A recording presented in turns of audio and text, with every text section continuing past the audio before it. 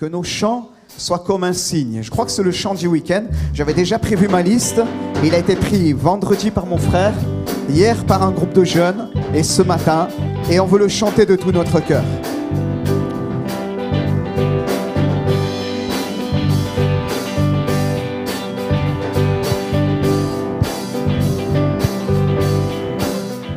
Que nos chants soient comme un signe, nous louons, un accueil, nous sommes là pour toi,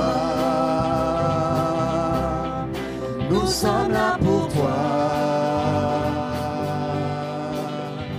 que ton souffle vienne des cieux, nous remplir de ta vie. Nous sommes là pour toi, nous sommes là pour toi. Nos cœurs sont ouverts au tien, nous ne te cachons rien, nous avons soif de toi. Car tu es le Dieu saint, tout notre Dieu. Alléluia. Oh, que ton feu descend.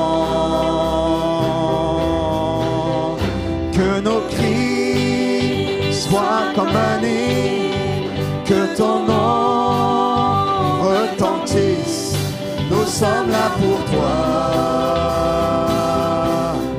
nous sommes là pour toi. Avec force, dis un seul mot et les morts revivront. Nous sommes là pour toi. Nous sommes là pour toi. Nos cœurs sont ouverts au tien. Nous ne te cachons rien. Nous avons soif de toi. Car tu es le Dieu saint. Alléluia.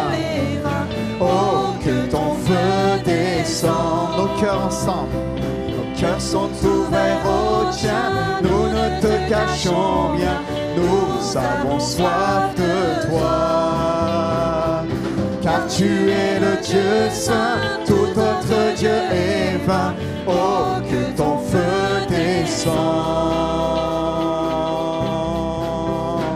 Seigneur, nous t'accueillons, Seigneur, nous t'accueillons, ô roi et Dieu d'amour, tu es le Alléluia.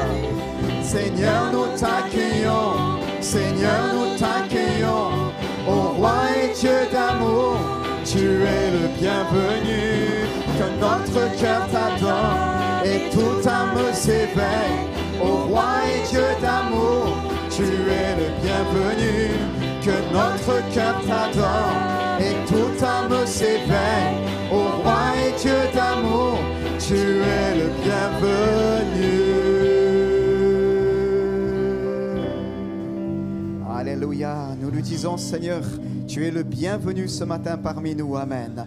Prenons ensemble ce chant joyeux, ce chant bien, plein de force, d'enthousiasme qui nous dit chantons car Dieu est là. Amen, poussons des cris de joie. On peut taper des mains. Chantons car Dieu est là. Poussons des cris de joie. Je peux vous entendre? Pressons-lui un trône de reconnaissance, un palais de louange. Chantons le roi des rois, son amour durera. Et quand on le loue, sa gloire descend sur nous, dans son temple ici-bas. Chantons car Dieu, on va reprendre chantons car Dieu est là. Et on va pousser un grand cri de joie, car il est dit poussons des cris de joie. Alléluia, on va le prendre ensemble. On y va ensemble. Chantons car Dieu est là. Poussons des cris. Et c'est à vous, je vous entends. Laissons-lui un trône de reconnaissance, un palais de louange. Chantons le roi des rois, durera. Et quand on le loue, sa gloire descend sur nous dans son temple ici-bas. Chantons car Dieu est là.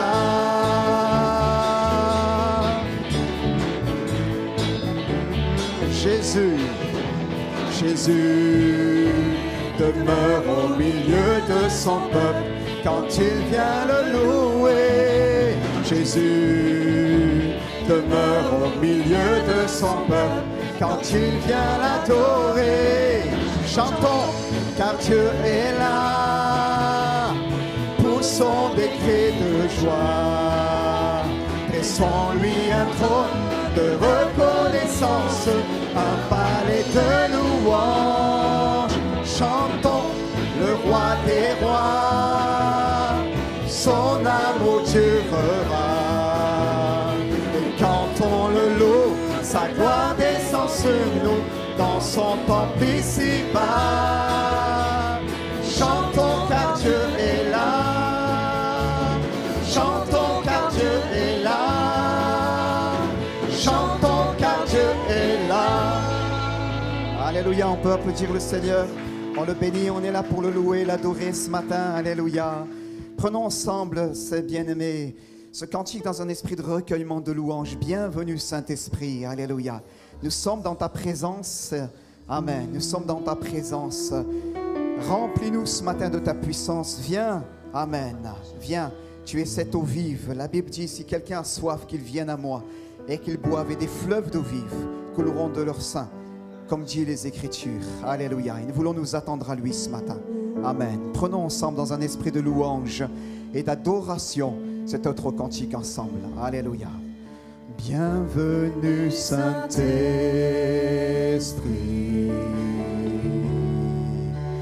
nous sommes en ta présence. Remplis-nous de ta puissance. Viens et règne en nous. Nous reprenons ensemble. Bienvenue. Bienvenue Saint-Esprit,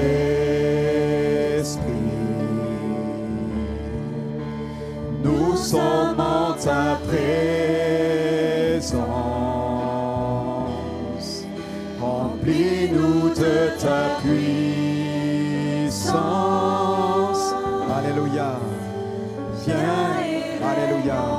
Un instant, alléluia. La musique continue à jouer doucement, amen. Je veux entendre l'église chanter comme une prière. Bienvenue Saint-Esprit. On est ensemble, frères et sœurs, et c'est vraiment ensemble, tous ensemble, eh bien qu'on veut fixer toutes nos attentions sur Jésus, toute notre attention, amen. Je pense à cet hébraïque, à cet hébraïsant, à ce juif qui devant le mur de lamentation est là en train de prier. Il n'est pas entré dans la nouvelle alliance, il est juste là. Et tout son être bouge, tout son être bouge devant ce mur pour pouvoir apporter à Dieu un culte. Tout son être. Et il veut y mettre toute son énergie. Aujourd'hui, pour toi, le voile est déchiré. Tu as une libre entrée dans le sanctuaire. Amen. Tu as une libre entrée dans le sanctuaire par la route nouvelle et vivante qui a été inaugurée au travers du voile, c'est-à-dire de sa chair. Alléluia. Te laisserais-tu dépasser par celui-ci, eh bien, qui donne tout son être dans une religion pour invoquer Dieu? Toi aussi, eh bien là, mets toute ta pensée, toute ta force pour le chercher et pour dire, Seigneur, je veux te voir agir ce matin. Tout mon être se tourne vers toi. De toute ma force, je veux te chercher. De toute ma pensée, je veux te désirer. Alléluia. De tout mon cœur, je veux t'aimer. Alléluia. À ton nom la louange, à ton nom la gloire, Jésus. Prions un instant, bien-aimé. Prions un instant. Seigneur, alléluia, agis ce matin. Agis. Dis-lui si tu as une mauvaise semaine. Dis-lui si ton cœur est chargé. Et attends-toi au Seigneur ce matin. Attends-toi à lui. Il est présent dans ce lieu. Il va vouloir agir dans ta vie. Dis-lui ton fardeau. Dis-lui ta souffrance. Dis-lui ta situation. Dans le nom de Jésus, nous voulons nous attendre à Dieu ce matin. Dans le nom de Jésus. Alléluia.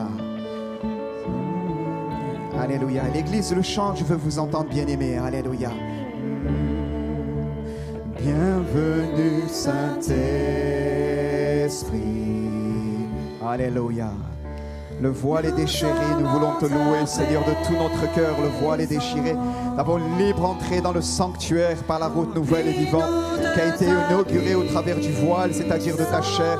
Alors nous nous approchons et nous recevons de toi ce matin. Dans le nom de Jésus, alléluia. Chantons bienvenue Saint-Esprit encore une fois. Bienvenue Saint-Esprit.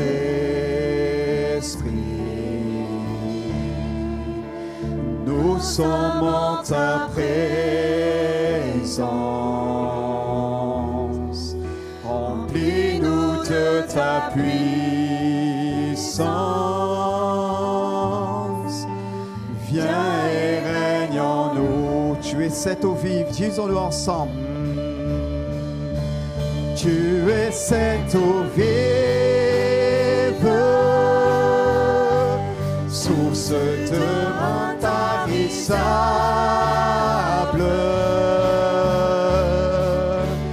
esprit de réconfort, viens et règne en nous. Tu es cette eau vive, source d'eau intarissable,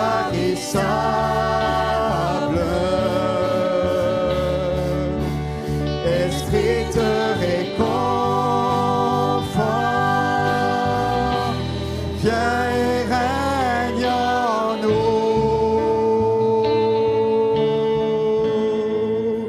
Bienvenue Saint-Esprit,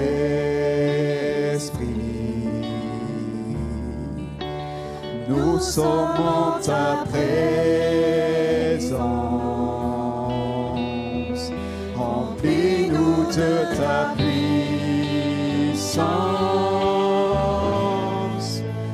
Viens et règne en nous.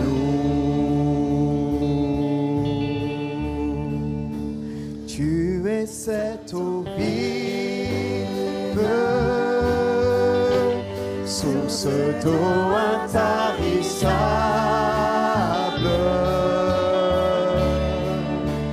esprit de réconfort,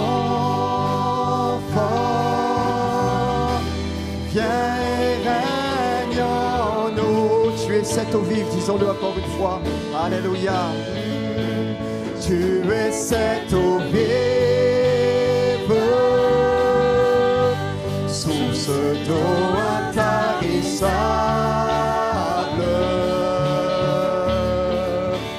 esprit de réconfort, viens et règne en nous. Terminons ensemble. Oui, bienvenue Saint-Esprit. Disons-lui doucement ensemble à notre Dieu. Nous sommes en ta présence. Remplis-nous de ta puissance.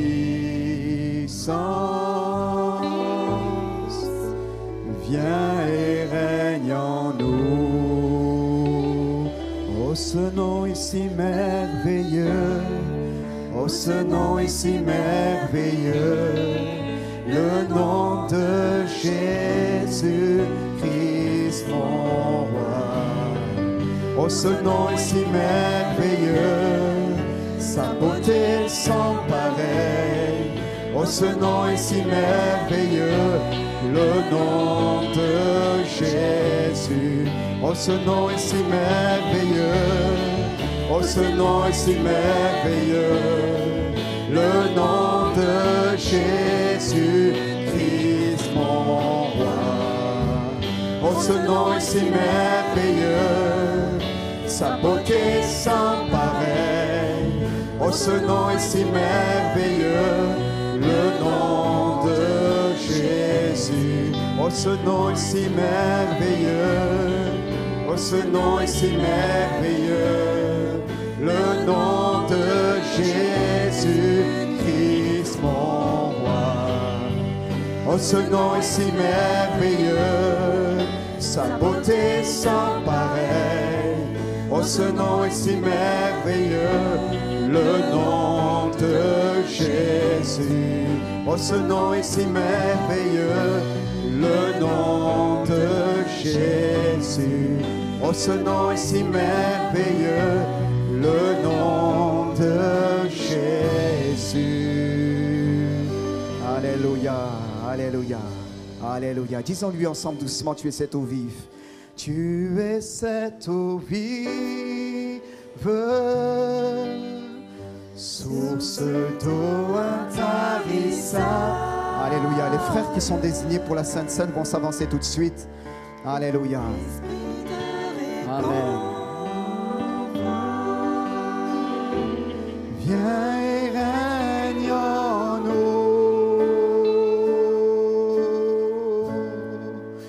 Tu es cette eau vive, source d'eau intarissable.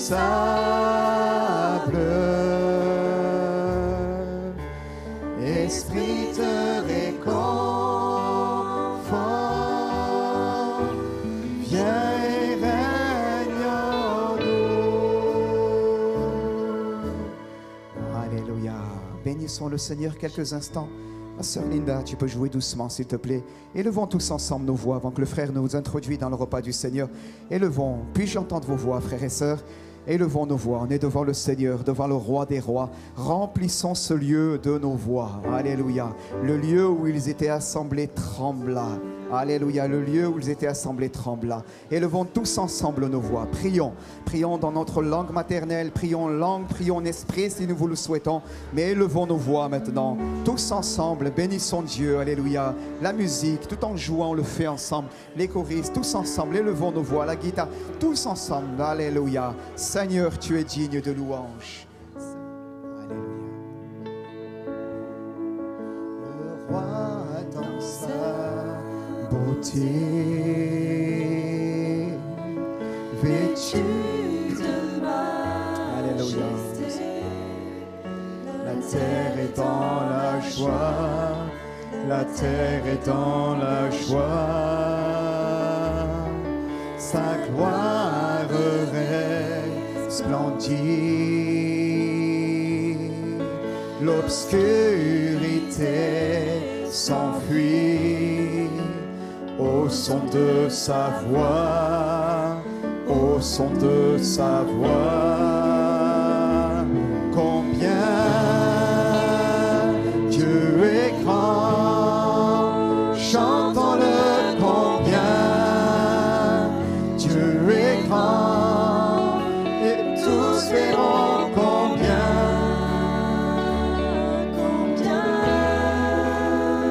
Dieu est grand. Car d'âge en âge ils vivent ensemble. Car d'âge en âge il vit, le temps lui est soumis. Commencement et fin, commencement et fin. Céleste Trinité, Dieu d'éternité. Il est l'agneau divin, il est l'agneau divin. Combien Dieu est grand, chantons-le combien Dieu est grand, et tous verront combien Dieu est grand. Son nom est tout puissant. Son nom est tout puissant, digne de louange. Je chanterai combien Dieu est grand. Son nom est tout puissant, ensemble disons-lui. Son nom est tout puissant, digne de louange. Je chante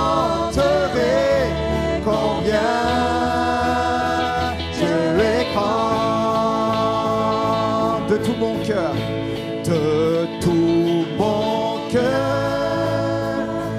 Alors s'élève un chant, Dieu tout-puissant, que tu es grand. De tout mon être, alors s'élève un chant, Dieu tout-puissant, que tu...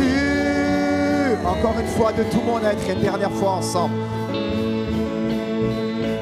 De tout mon être, alors s'élève un chant, Dieu tout-puissant, que tu es grand. De tout mon être, alors s'élève un chant, Dieu tout-puissant, que tu es grand. Alléluia. Béni soit le Seigneur, on peut applaudir et acclamer notre Dieu. Alléluia. Je vous invite à reprendre place rapidement. Bonjour à tous, je suis très content d'être là ce matin avec vous, c'est un plaisir d'être là pendant le week-end. Je vais essayer de faire plutôt court. Je viens d'une petite église à la base du sud de la France, également de Salon-de-Provence. J'ai grandi là-bas quand j'étais petit et à l'âge de 16 ans, mes parents ont divorcé. Je côtoyais l'église avec eux, j'allais à l'église, mais je ne me suis jamais vraiment engagé avec le Seigneur, comme beaucoup d'enfants de chrétiens de deuxième génération qui sont venus pendant de nombreuses années. Je n'étais pas intéressé par l'évangile, et ce qui était prêché à l'église ne correspondait pas à ce que je vivais dans mon foyer, puisque le couple de mes parents était compliqué déjà de plusieurs années. Et quand mes parents ont divorcé, j'ai tout simplement dit à Dieu, écoute, maintenant il y a un temps de rupture. Je crois que tu n'as pas sauvé le couple de mes parents et je crois que tu ne peux rien faire pour moi non plus. Alors on va arrêter là. Et j'ai claqué la porte de l'église. À la dernière réunion à laquelle je suis allé, la femme du pasteur m'a pris à part et vraiment a eu une parole de Dieu, vraiment une parole de Dieu pour moi. Et elle m'a dit, écoute, si tu pars aujourd'hui, c'est pour des années qu'on te perd. Et vraiment, il y a une parole de Dieu pour toi. Reste et vraiment Dieu va te reconstruire. Et je lui ai dit, écoute, je gère. À partir d'aujourd'hui, c'est moi qui gère ma vie. Je suis parti et je ne les ai plus revus pendant 5 années. J'ai erré dans le monde. Je me suis tourné vers la drogue, vers l'alcool, parce que des gens m'ont pris tout de suite sous leurs ailes pour me dire, écoute, on peut te procurer quelque chose qui peut te faire oublier. Et au début, j'y croyais. Ce que je voulais, c'était oublier tout ça. J'ai coupé les ponts avec mon père qui était parti. J'ai laissé ma mère un petit peu toute seule. Et ça a été 5 années où je me suis vraiment vautré dans le péché. Je vais faire court ces 5 années. J'ai terminé au final par partir en région parisienne. Je me suis isolé tellement je souffrais. J'ai décidé de partir, quitter le sud de la France. J'avais réussi à arrêter la drogue dure, mais pas la drogue douce. Et un soir, j'étais dans ma chambre à Paris. J'étais seul et je ne peux pas expliquer comment. J'ai senti une présence dans ma chambre. Et j'ai senti que quelqu'un me parlait à mon cœur. Et Dieu me disait, écoute, il est temps aujourd'hui que tu rentres à la maison. Et j'avais fait le tour, j'étais arrivé au bout de moi-même. Et pendant des années, les chrétiens m'ont parlé. Et je leur disais, écoutez, je sais, mais arrêtez de me prendre la tête avec Dieu. Arrêtez de me prendre la tête avec Jésus. Et je ne voulais pas en entendre parler. Et d'une manière miraculeuse, je ne l'explique pas, il y a eu une rencontre un jour dans cette chambre où j'étais chez moi à Paris tout seul. Et j'ai senti le besoin de me retourner vers Dieu. Je ne connaissais pas d'église en région parisienne, alors je suis retourné dans le sud de la France à Salon, où où mon pasteur était encore là, et je me suis repenti. Je lui ai dit, écoute, je suis désolé d'être parti, j'étais brisé, on a pleuré ensemble, et ils m'ont dit, écoute, honnêtement, on n'y croyait plus en fait. On a arrêté à un moment donné de te parler, on a continué à prier pour toi, mais on savait que tu ne reviendrais pas parce qu'on te parlerait. Et j'aimerais laisser cette parole, en fait, cette pensée sur vos cœurs. Ça peut peut-être être bousculant, mais pour ceux qui sont partis, ne leur parlez plus de Dieu. Priez pour eux et aimez-les. Quand je suis revenu, il y a une chose qui m'a frappé. Ils m'ont dit, écoute, pendant toutes ces années, on a prié. Et quand je suis revenu, ils m'ont aimé comme j'étais. Et Dieu m'a libéré de l'alcool, de la drogue. Il a fait de moi une nouvelle créature. Je suis né de nouveau. Aujourd'hui, je suis marié. On vit à Mulhouse, plutôt à Strasbourg. Et voilà. Merci Seigneur.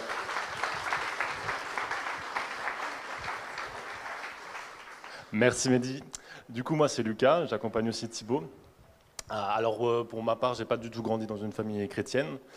J'ai grandi dans une famille qui croyait plutôt en l'alcool, la drogue et tout ça. Ma maman est toxico, mon papa est toxico, plus. J'ai été pris en charge par la protection de l'enfance à l'âge de dès que je suis né, mais en pouponnière, foyer pour les tout petits. Bon, là, le démarrage est bien corsé déjà. J'ai pas du tout grandi dans un contexte normal. J'ai été pris en charge par une famille d'accueil chrétienne. C'est quelque chose qui a été merveilleux pour moi. Une femme d'un niveau, je peux même pas l'imaginer, mais d'un amour qui m'a construit, qui m'a aidé, qui m'a amené plus loin. Je voyais du coup ma maman dans les services sociaux, de la protection de l'enfance. Mon papa ne m'avait pas reconnu, donc un peu compliqué. J'ai continué à grandir avec un sale caractère. J'étais bien colérique. À l'âge de mes 10 ans, ma maman a fait une overdose médicamenteuse, donc elle est décédée. Ça a été un choc. Vous avez 10 ans, vous rentrez en 6e, etc. C'est compliqué. J'ai vrillé. Je vous dis honnêtement, je grandissais avec des histoires de la Bible, mais ça ne voulait rien dire pour moi. Je le dis honnêtement, ça ne voulait rien dire. On avait les histoires à l'époque, Martine va à la plage, et ben là, pour moi, c'était Jésus sauve le monde, point à la ligne, et puis on continue. Et je grandissais, j'essayais d'évoluer par moi-même, parce que j'avais un caractère, je vous promets, je vous assure que ma famille d'accueil, je les ai fait baver, mes profs, je les ai fait baver, il y en a qui pleuraient, des fois, j'étais compliqué, vraiment un enfant compliqué, comme vous pouvez voir des fois dans Pascal, le grand frère, et des trucs comme ça, j'étais compliqué. Et j'ai continué à grandir, essayant de me raisonner, et je n'y arrivais pas parce que je faisais par moi-même. Et à 17 ans, ma famille d'accueil a été diagnostiquée d'un cancer du pancréas au stade 4. C'est l'un des pires cancers, entre guillemets, sur le marché des cancers. Enfin, je m'excuse de ce terme. Et ça a été une tollée. Je vous le dis honnêtement, j'allais reperdre une maman en 8 ans. Et complètement HS, hein, vraiment, sincèrement, complètement HS. Une solitude, une souffrance, une peur, un niveau de détresse. Et du coup, le jour où ma famille d'accueil est décédée, donc après 1 an et 1 mois et 5 jours de souffrance, à accompagner, à faire des allers-retours à l'hôpital, enfin bref, mon contrat avec la DAS, du coup avec l'ASE, la protection de l'enfance, s'arrêtait, donc j'avais 18 ans. Jour pour jour, il n'y avait plus rien, plus personne, et c'était la galère totale. Et j'ai eu la chance de vivre 3 mois en fait dans la maison familiale. Enfin la chance, oui, on va dire ça comme ça. Dans une solitude les plus extrêmes. Je pense qu'on ne pourrait jamais comprendre cette solitude. Et j'ai juste cherché la face de Dieu. J'ai juste dit à Dieu, je ne comprends pas. Sérieusement, je ne comprends pas. J'ai perdu 2 mamans en l'espace de 8 ans. J'étais compliqué. Personne ne m'aimait trop, j'étais vraiment compliqué. Sincèrement, j'ai une solitude et j'ai commencé à ouvrir mon cœur à Dieu, j'ai commencé à pleurer, j'ai commencé à ouvrir la Bible, je m'endormais sur ma Bible, des fois avec la bave collée, les pages.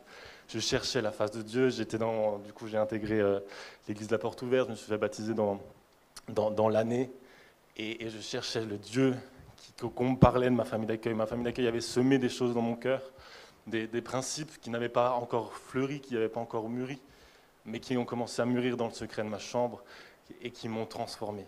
Je je vous le dis, j'avais connecté, j'ai été sauvé, le Seigneur est venu, il m'a pris dans son cœur, il m'a pris dans ses bras, il est venu, il a transformé ma personne, mon âme, une douceur est tombée sur moi, un feu nouveau. Je commençais à parler en langue dans le secret de ma chambre, j'ai commencé à pleurer, à demander pardon pour qui j'étais, à supplier le Seigneur de changer, de changer mon cœur.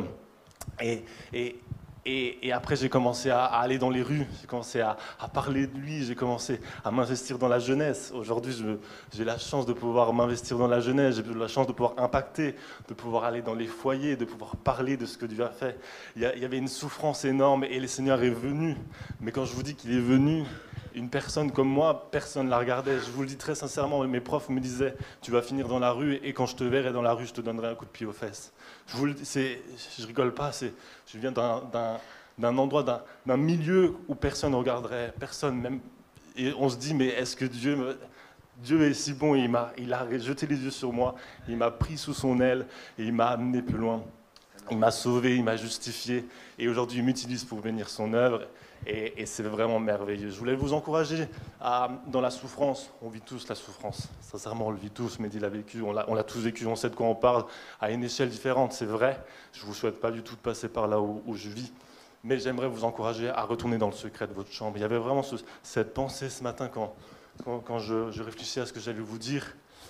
Mais dans la souffrance, je vous invite à retrouver dans le secret de votre chambre et le Seigneur vous y attend. Ça va être dur, je vous assure. J'ai passé 8 ans, 10 ans de galère à essayer d'avancer, mais à laisser Dieu faire. Des fois, des choses inimaginables, je n'ai pas le temps de vous raconter tout, mais dans le secret de votre chambre, le Seigneur se révélera et vous reconstruira. Et je vous encourage vraiment à y retourner. Amen.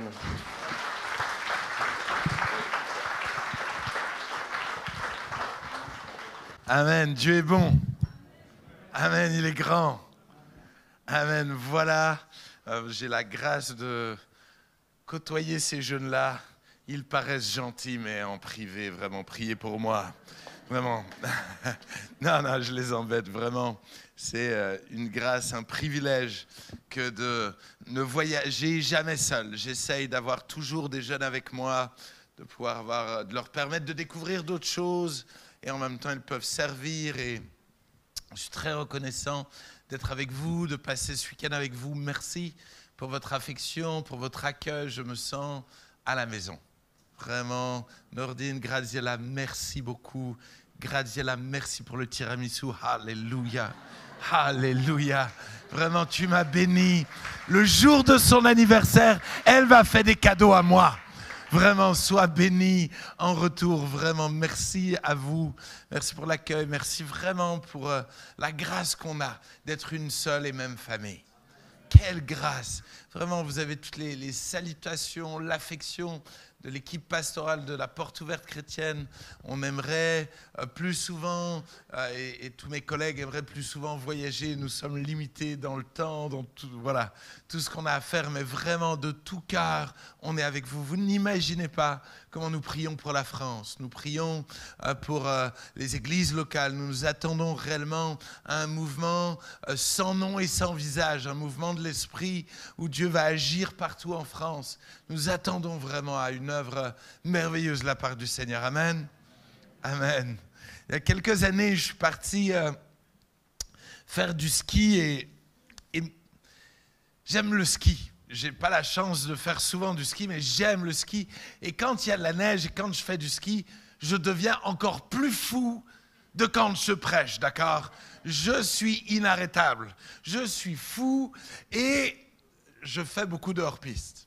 Parce que vite, je m'ennuie sur les pistes, d'accord? Et ne me jugez pas, priez pour moi. Voilà. Et un jour, j'étais dans une station que je ne connaissais pas bien et j'avais repéré un petit hors-piste sympathique. Et il y avait plein de neige, c'était vraiment, il y avait beaucoup de poudreuse. Et je pars. Et vraiment, la poudreuse, elle est magnifique. Et donc, je skie et à un moment donné, j'arrive un peu en haut d'une falaise et je me réjouis parce que tout d'un coup, vraiment, il va y avoir une belle pente et puis je vais m'éclater. Et je passe la je ne saurais pas comment appeler ça, mais le début voilà, vous m'avez compris. Et tout d'un coup, en fait, il y a tellement de neige que ça recouvrait un rocher et mon ski s'est déchaussé. Et donc, je suis plus que sur un ski. Et mon premier réflexe de fou, c'est de me dire, c'est pas grave, je peux skier que sur un ski. Et véridique, je skie 2-3 fois sur un ski, et tout d'un coup de me dire, mais si je descends, après, il va falloir que je remonte. Donc je me dis, non, il faut que je m'arrête, je me jette dans la neige, et je me dis, il faut que je retrouve mon ski. Sauf qu'il y a tellement de poudreuse que je ne vois pas mon ski. Et je commence à chercher, et à chercher, et les minutes passent, et les minutes passent. Et il est déjà, je ne sais pas, à peu près 16 heures de l'après-midi, et je me dis, tout d'un coup, je vais commencer à avoir un problème. Et je cherche, et je creuse, et je ne trouve pas. Jusqu'au moment où je me dis, waouh, là, j'ai un problème. Il faut que je retrouve ce ski. Et vous savez ce que j'ai fait après? Je me suis rendu compte que je n'avais pas prié. Hein? On est débiles souvent, hein? On oublie de prier. On oublie de prier. On cherche, on essaie de résoudre les choses par nous-mêmes et on oublie de prier. Et je me suis arrêté et j'ai prié. J'ai prié de tout mon cœur. Ce n'est pas une belle prière, c'est une prière de tout mon cœur. Et que tu me crois ou pas, au moment où je dis Amen, je plonge ma main dans la neige devant moi et j'attrape mon ski. Gloire à Dieu. Gloire à Dieu. Certains diraient, oh, c'était le hasard. Il n'y a pas de hasard. Quand on prie, Dieu entend et Dieu agit. Et j'aimerais vous donner la possibilité de prier pour vos sujets de prière. Si Dieu se préoccupe de moi en train de faire du hors-piste pour un ski, alors il se préoccupe de toi, de ta famille, de ta maladie, de tes galères, de ton travail. Il se préoccupe de toi. Mais ce qu'il attend de toi, c'est que tu pries. Je ne vais pas prier pour toi. Je vais prier pour mes sujets. Mais j'aimerais que toi, tu puisses prier pour toi. Parce que si je prie pour toi, tu vas croire que Dieu répond à mes prières. Et il n'y a pas plus grand mensonge que ça. Parce que Dieu veut répondre à chacune de nos prières. Amen. Alors on va se lever ensemble, puis on va prendre le temps de prier, d'élever nos voix, et on va prier pour nos sujets. On va prier pour nos sujets. Et peut-être tu es là pour la première fois. Ose donner une chance à Dieu. Ose prier de tout ton cœur. Ça ne coûte pas grand-chose. Juste de parler à Dieu. Élevons nos voix. Oh Dieu, merci de ce que nous avons cette grâce de pouvoir nous tourner vers toi, de pouvoir crier à toi. Et je veux crier à toi. C'est-à-dire pour Céline qui a tellement besoin d'un miracle, pour son dos au nom de Jésus, sa dépression au nom de Jésus. Merci pour Lionel, pour Mireille. Merci de les guérir, de manifester ta puissance. Merci Seigneur pour mes amis. Seigneur vraiment qui n'arrivent pas à avoir d'enfants. Seigneur tu les connais, tu sais combien je les aime et j'ai décidé de me battre pour eux. Seigneur je prie Seigneur pour Mike et Aurélie. Pour Jaja Esther, merci parce que tu opères un miracle. Au nom de Jésus, à toi rien n'est impossible. Seigneur, à toi rien n'est impossible. Pour mon père qui ne te connaît pas. Seigneur, à toi rien n'est impossible. Pour ma grand-mère. Seigneur, pour mes oncles, mes tantes, mes cousins qui ne te connaissent pas. Agis, manifeste-toi. Et merci, Père. Seigneur, parce que j'ai l'assurance que tu entends chacune de mes prières. Seigneur, quelle grâce de savoir.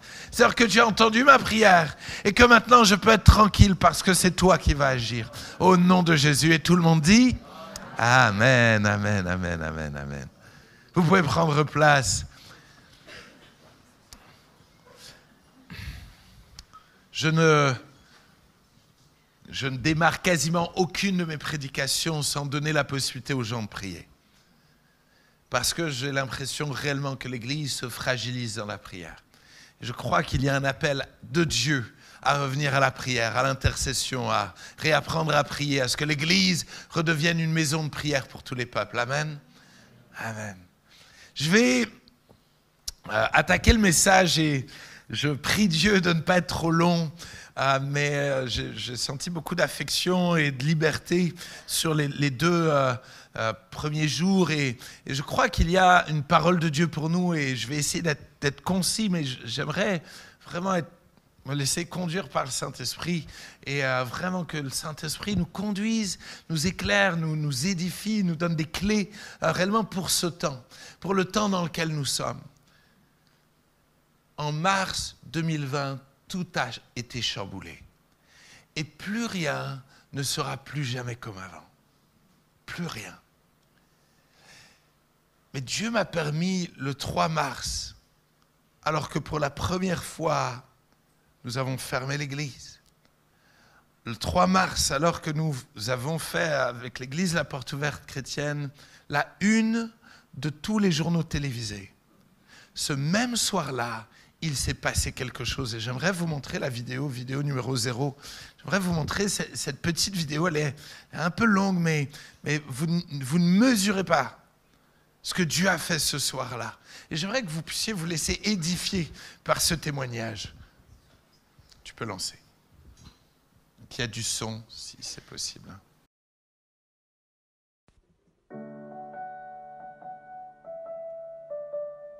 Indiferent cine ești, indiferent de dominația creștină pe care o ai, Dumnezeu te iubește exact la fel. Ești prețios în ochii Lui și îi pasă de tine până în cele mai mici detalii. În vremurile acestea în care trăiești, ajungi câteodată să nu mai ai la cine apela decât la El. Și cea mai frumoasă parte este că Lui îi face plăcere să te asculte. M-am hotărât să public povestea noastră pentru a-L încuraja pe cel care o ascultă. Dacă o singură persoană se va simți încurajat prin povestea aceasta, scopul e îndeplinit. Duminică, 1 martie 2020, Dumnezeu ne-a binecuvântat cu un băiețel pe care l-am numit Samuel. Luni, a venit pediatra să-l vadă pe Samuel. A spus că are un suflu la inimă. Ne-a explicat că de obicei, la bebeluș, camerele inimii se închid înainte de naștere, dar la unii copii nu se închid și atunci se aude un suflu. Ne-a spus că trebuie să mergem la un specialist, să-i facă o ecografie, să vedem în ce stare este exact. Încercam să cred în inima mea că Dumnezeu mi-a dat un copil sănătos, dar în minte mă frământau gândurile negative. Dani, soțul meu, mi-a spus: stai liniștită că nu are nimic, nu te mai gândi și nu te stresa, lasă că totul va fi bine. Seara, când am rămas singură, l-am luat pe Samuel pe brațe și am izbucnit în plâns, rugându-mă. Mă îngrijoram pentru el. Mă epuizau gândurile negative și nu reușeam să le fac față în momentele acelea, fiind a doua zi după naștere. Următoarea zi am trecut cu bine, fiind împreună cu Dani, dar seara, după ce el a plecat acasă, au început să-mi vină iar gânduri negative în minte. Pentru ca să scap de ele, am pus pe YouTube Biserica Porte Ouverte, programul live. Erau singurii pe care îi știam că au program live marți seara. Au fost prezenți doar cei care au slujit în închinare, biserica lor fiind închisă din cauza virusului COVID. Era pentru prima dată când am văzut un astfel de program. M-am gândit: Doamne, ce greu trebuie să fie să încerci să slujești în închinare cu biserica goală. Sincer, mă așteptam să fie cel mai sec program pe care l-am vizionat. M-am înșelat. De fapt, urma să fie cel mai frumos. A trebuit să opresc telefonul de câteva ori, că au tot venit pe rând asistentele. Era ultima vizită de seară. Și la un moment dat am pornit iar telefonul live, după ce a plecat ultima asistentă. Nu a trecut mai mult de 2 minute și am avut o prorocie direct live prin telefon. Când a zis păstorul: Dumnezeu vrea să vorbească, deja m-au trecut fiorii. Seigneur veut parler. Tu es une maman, tu viens de coucher ton enfant et tu pleures. Tu pleures parce que tu t'inquiètes pour lui. Et Dieu te dit: j'ai entendu tes pleurs, ne t'inquiète pas. Car alors qu'il se repose, je le guéris. Alors qu'il s'est endormi, il s'est endormi dans mes bras. Et je prends soin de lui. Relève la tête, sèche tes larmes, car j'ai entendu ta prière. Je prends soin de ton enfant. În secunda următoare am întors capul înspre Samuel, care dormea liniștit în pătuțul lui, și am făcut o poză. O poză pe care o voi păstra toată viața mea ca un stâlp de aducere aminte. Știam că în momentele acelea era purtat pe brațele lui Dumnezeu. A dormit 5 ore neîntrerupte. Apoi l-am trezit eu ca să-i dau să mănânce. A fost singura dată când a dormit 5 ore. N-am simțit niciodată dragostea lui Dumnezeu așa cum am simțit-o în seara de marți, 3/3/2020, când Dumnezeu mi-a vindecat copilul în timpul de închinare al Bisericii Portul Verde. Am simțit cerul coborând în camera mea de spital. Așa de mult să mă iubească. Nu doar că îmi vindecă copilul, ci coboară personal în salonul meu să mă mângâie, să-mi transmită un mesaj mie personal exact în momentul potrivit. Dacă ar fi fost prorocia cu 2 minute mai devreme, n-aș fi auzit-o. Sau dacă ar fi fost în momentul când era una din asistente în salon și am închis telefonul de câteva ori, n-aș fi auzit prorocia. A trebuit să se întâmple exact în momentul când am rămas singură și am pornit telefonul. Nici mai devreme, nici mai târziu, ca un puzzle perfect coordonat de o mână divină. Dimineața i-am povestit la Dani și ne-am bucurat împreună. I-am spus: Dani, acum aștept să vină pediatru să-mi confirme că nu se mai aude niciun suflu la inimioara copilului meu. Exact așa a fost. La ieșirea din spital, pediatru a declarat că e perfect sănătos. După 9 zile de la naștere, am fost la pediatru din cartierul unde locuim. A confirmat exact același lucru. Perfect sănătos, nu are niciun suflu cardiac. M-am regăsit în Romani 8:31. Deci ce vom zice noi în fața tuturor acestor lucruri? Dacă Dumnezeu este pentru noi, cine va fi împotriva noastră? El, care n-a cruțat nici chiar pe Fiul Său, ci l-a dat pentru noi toți, cum nu ne va da fără plată împreună cu El toate lucrurile? Cine va ridica pâră împotriva aleșilor lui Dumnezeu? Dumnezeu este acela care îi socotește neprihăniți. Cine va osândi? Hristos a murit, ba mai mult, El a și înviat și stă la dreapta lui Dumnezeu și mijlocește pentru noi. Cine ne va despărți pe noi de dragostea lui Hristos? Necazul sau strâmtorarea sau prigonirea sau foamete sau lipsa de îmbrăcăminte sau primeștea sau sabia? După cum este scris: din pricina ta suntem dați morți toată ziua, suntem socotiți ca niște oi de tăiat. Totuși, în toate aceste lucruri noi, suntem mai mult decât biruitori, prin acela care ne-a iubit, căci sunt bine încredințată că nici moartea, nici viața, nici îngerii, nici stăpânirile, nici puterile, nici lucrurile de acum, nici cele viitoare, nici înălțimea, nici adâncimea, nici o altă făptură nu vor fi în stare să ne despartă de dragostea lui Dumnezeu care este în Iisus Hristos, Domnul nostru. Nu există cuvinte care să poată explica, să poată să cuprindă mărimea dragostei pe care El o are pentru noi toți.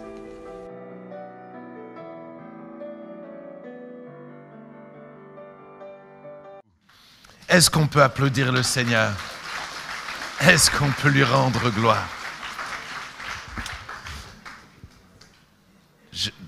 Il y a quelques semaines, quelqu'un m'appelait, m'attrapait pour me raconter qu'elle était liée à la cigarette pendant plus de 42 ans. Et que ce même soir-là, j'ai donné une parole pour quelqu'un qui était addict à la cigarette et que Dieu délivrait. Et qu'elle me racontait là, il y a quelques semaines, que ce soir-là, elle a été complètement délivrée. Au cœur d'une des plus grandes tempêtes que la porte ouverte chrétienne ait connue, Dieu a parlé. Dieu a agi. Et je crois réellement que dans les temps de crise auxquels nous faisons face, que Dieu veut parler plus. Que Dieu veut parler plus. J'ai peur de voir une église où on se contente d'entendre des prédications, mais où Dieu ne parle plus. où Dieu ne parle plus. J'ai peur de voir beaucoup de chrétiens qui veulent que le pasteur leur parle de la part de Dieu, mais qui ne savent plus entendre la voix de Dieu par eux-mêmes. Et je crois que Dieu veut nous apprendre plus que jamais à entendre la voix de Dieu, à exercer les dons spirituels, à être une église solide qui connaît la voix de Dieu, d'être une église où on laisse Dieu parler. Je crois plus que jamais que nous avons besoin réellement de réentendre la voix de Dieu, que Dieu comme jamais veut parler. Amen? Ça va? Sinon, change de thème si vraiment ça ne va pas. Je crois que Dieu veut nous parler. J'aimerais que nous puissions étudier un texte qui se trouve dans 1 Roi 13, versets 1 à 26. Nous allons lire 26 versets d'affilée. 1 Roi 13, versets 1 à 26. Et j'aimerais que nous puissions nous plonger dans cette histoire du jeune et du vieux prophète. Une histoire un peu atypique. Et je crois que Dieu veut nous parler au travers de cette histoire-là. 1 Roi 13, versets 1 à 26. Il est écrit, « Voici un homme de Dieu arriva de Juda à Bethel, par la parole de l'Éternel. Pendant que Jéroboam se tenait à l'autel pour brûler des parfums, il cria contre l'autel par la parole de l'Éternel. Et il dit, autel, autel, ainsi parle l'Éternel. Voici, il naîtra un fils à la maison de David, son nom sera Josias. Il immolera sur toi les prêtres des hauts lieux qui brûlent sur toi des parfums, et l'on brûlera sur toi des ossements d'hommes. Et le même jour, il donna un signe en disant, « C'est ici le signe que Dieu a parlé. Voici, cet autel se fendra, et la cendre qui est dessus sera répandue. » Lorsque le roi entendit la parole de l'homme de Dieu, que l'homme de Dieu avait crié contre l'autel de Bethel, il avança la main de dessus l'autel en disant, « Saisissez-le. » Et la main de Jéroboam avait étendu contre lui devint sèche. Et il ne put la ramener à soi. L'autel se fendit, et la cendre qui était dessus fut répandue, selon le signe qu'avait donné l'homme de Dieu par la parole de l'Éternel. Alors le roi prit la parole et dit à l'homme de Dieu, « Implore l'Éternel ton Dieu et prie pour moi, afin que je puisse retirer ma main. » L'homme de Dieu implora l'Éternel, et le roi put retirer sa main, qui fut comme auparavant. Le roi dit à l'homme de Dieu, « Entre avec moi dans la maison, tu prendras quelque nourriture, et je te donnerai même un cadeau. » L'homme de Dieu dit au roi, « Quand tu me donnerais la moitié de ta maison, je n'entrerai point avec toi. Je ne mangerai point de pain, et je ne boirai point d'eau dans ce lieu-ci. Car cet ordre m'a été donné par la parole de l'Éternel. Tu ne mangeras point de pain, et tu ne boiras point d'eau, et tu ne prendras pas à ton retour le chemin par lequel tu seras allé. » Et il s'en alla par un autre chemin. Il ne prit pas à son retour le chemin par lequel il était venu à Bethel. Or, il y avait un vieux prophète qui demeurait à Bethel. Ses fils vinrent lui raconter toutes les choses que l'homme de Dieu avait faites à Bethel ce jour-là, et les paroles qu'il avait dites au roi.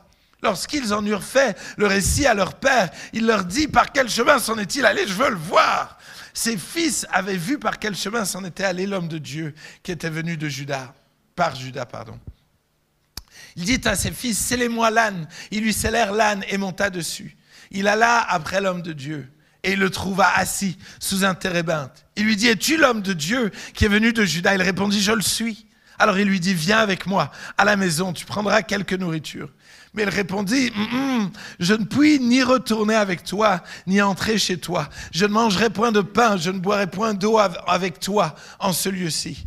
Car il m'a été dit par la parole de l'Éternel, tu ne mangeras point de pain, tu ne boiras point d'eau et tu ne prendras point à ton retour le chemin par lequel tu seras allé. » Et il lui dit, écoutez bien, « Moi aussi je suis prophète comme toi, et un ange m'a parlé de la part de l'Éternel et m'a dit, ramène-le avec toi dans ta maison et qu'il mange du pain et boive de l'eau. » Il lui mentait. L'homme de Dieu s'en retourna avec lui et mangea du pain et but de l'eau dans sa maison. Comme ils étaient assis à table, la parole de l'Éternel fut adressée au prophète, au vieux prophète, qui l'avait ramené. Et il cria à l'homme de Dieu qui était venu de Juda, ainsi par l'Éternel, parce que tu as été rebelle à l'ordre de l'Éternel, que tu n'as pas observé le commandement que l'Éternel ton Dieu t'avait donné, parce que tu es retourné, que tu as mangé du pain et bu de l'eau, dans le lieu dont il t'avait été dit, tu ne mangeras point de pain, tu ne boiras point d'eau, ton cadavre n'entrera pas dans le sépulcre de tes pères. Et quand le prophète qu'il avait ramené eut mangé du pain, et qu'il eut bu de l'eau, il scella l'âne pour lui. L'homme de Dieu s'en alla, et il fut rencontré dans le chemin par un lion qui le tua. Son cadavre était étendu dans le chemin, l'âne resta près de lui, et le lion se tint à côté du cadavre. Et voici, des gens qui passaient virent le cadavre étendu dans le chemin, et le lion se tenait à côté du cadavre. Et ils en parlèrent à leur arrivée dans la ville où demeurait le vieux prophète. Lorsque le prophète qui avait ramené du chemin l'homme de Dieu lui apprit, il dit, c'est l'homme de Dieu qui a été rebelle à l'ordre de l'Éternel, et l'Éternel l'a livré au lion, qui l'a déchiré, l'a fait mourir, selon la parole que l'Éternel lui avait dite. C'est une sacrée histoire, hein? C'est une sacrée histoire, mais je crois que c'est une histoire prophétique pour nous et d'une importance capitale. C'est une importance capitale de saisir les quelques clés qui sont dans ce texte-là, et on va aller petit à petit sur quelques clés que nous allons découvrir. La première chose qui est frappante, c'est que cet homme de Dieu, on ne connaît pas ni son prénom ni son âge. Je vais l'appeler le jeune prophète. On appelle l'autre le vieux prophète, donc, mais je ne sais pas s'il est jeune, d'accord? Et puis, à quelque part, on est tous jeunes, non? Dis à ton voisin, t'es jeune aussi. T'es jeune aussi. Ça se voit plus, mais t'es jeune aussi. Vraiment. On est tous des jeunes prophètes. Et ce qui est touchant dans ce texte, c'est de voir que ce jeune, cet homme de Dieu, il connaît Dieu. Il connaît la voix de Dieu. Au point où il va venir devant le roi et il va prophétiser. Il va prophétiser deux choses. Il va prophétiser une chose, il va prophétiser sur Josias, et c'est une parole qui va s'accomplir plus de 300 ans après. Il va donner une prophétie d'une précision, mais nous on le voit précis aujourd'hui. À ce moment-là, personne ne pouvait vérifier. Il y avait une précision, vraiment d'une précision incroyable. Vous pourrez, si vous étudiez ça, vous pouvez voir, c'est juste phénoménal la prophétie qu'il donne. Mais il va donner une prophétie lointaine. Il va donner une prophétie à court terme. Que l'autel va s'ouvrir, se séparer en deux. Et ça va s'accomplir avec précision. Nous avons besoin de véritables paroles de Dieu. Nous n'avons pas besoin d'émotions, de sentiments. Nous avons besoin que Dieu parle et que ce qu'il dit arrive. Nous devons redevenir une église sérieuse avec les dons spirituels. Une église sérieuse où nous aspirons à ce que Dieu parle. La Bible dit d'aspirer aux dons spirituels, de soupirer après le fait de laisser Dieu parler. Mais nous ne devons pas laisser dire n'importe quoi, n'importe comment, n'importe quand. Nous avons besoin de revenir à une parole de Dieu. Une parole précise, une parole véridique, une parole qui va porter du fruit. Et nous devons aspirer à ça. Ça ne doit pas devenir finalement un exercice anecdotique ou alors un exercice « Ah mais ça c'est pour les autres. Ah ça c'est pour les autres. » Je crois, la Bible dit que tous, c'est Paul qui dit que tous prophétisent. C'est intéressant, hein? Oui, il y a des gens qui ont un ministère de prophète. Il y a des gens qui ont un don de prophétie. Mais la Bible dit qu'on est tous appelés, à un moment ou à un autre, à prophétiser. Ça veut dire que Dieu veut nous parler à chacun Vous entendez? Vous entendez ce petit bruit? C'est marrant parce qu'il y a 30 secondes, on ne l'entendait pas. Pourtant, il était là. Ce bruit était là depuis le début. Mais on ne l'entendait pas. La Bible dit que Dieu parle tantôt d'une manière, tantôt d'une autre, mais l'on y prend point garde. Notre plus grande faiblesse, c'est qu'on entend tellement de voix, on est tellement dans l'occupation, on est tellement à faire des choses, tellement à parler, qu'on n'entend plus Dieu parler.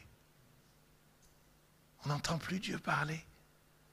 Et s'il était temps à nouveau de faire silence, et s'il était temps à nouveau de nous reposer comme Samuel dans le temple, dans 1 Samuel 3, qui se posait dans le temple, qui tout d'un coup va entendre une voix l'appeler. Puis il va apprendre. La Bible dit qu'il ne connaissait pas encore l'Éternel, ne connaissait pas encore sa voix. Et peut-être certains, vous êtes là et vous dites, non, moi je ne connais pas la voix de l'Éternel, moi je n'ai jamais entendu Dieu me parler. Pas de problème, ça s'apprend.